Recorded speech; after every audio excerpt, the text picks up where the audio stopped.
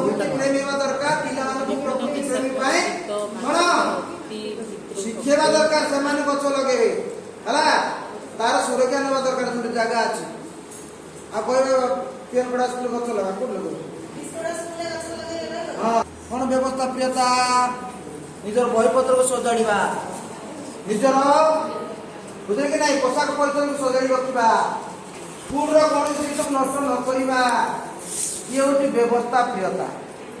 ଅନୁଶାସନ ପ୍ରିୟ, ଅନୁଶାସନ ପ୍ରିୟ ହେଲେ କଣ ବୁଝିବେ? ଶାସନ ଭିତରେ ରହିବା। ଆଜ୍ଞା, ଶାସନ ଭିତରେ ଶାସନ ବୋଇଲେ କଣ? ଯାହା ନିଜକୁ ନିୟନ୍ତ୍ରଣ କରିବା। ଶାସନ ଅନୁଶାସନ ଶୃଙ୍ଖଳିତ ଶୃଙ୍ଖଳିତ ଶୃଙ୍ଖଳିତ ଜୀବନ। ଶାସନ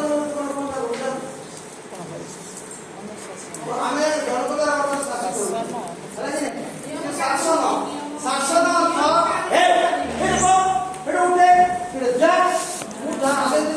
ହେଇଗଲା ବୁଝିଲେ ନା?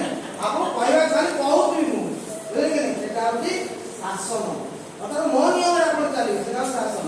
ନ ଅନୁଶାସନ, ନିଜକୁ ନିଜେ ମାନିବା, ବୁଝିଲେ କି? ନିଜକୁ ନିଜେ ଶୃଙ୍ଖଳିତ ହେବା, that is ଅନୁଶାସନ। ଅନୁଶାସନ ଅର୍ଥ କୁହାହେଲା ଧାଡ଼ିରେ ଯିବା, ଧାଡ଼ିରେ ଯିବାର ଅଛି। କୁହାହେଲା ବସ, ନିଜେ ନିଜେ ଯିବାର ଅଛି।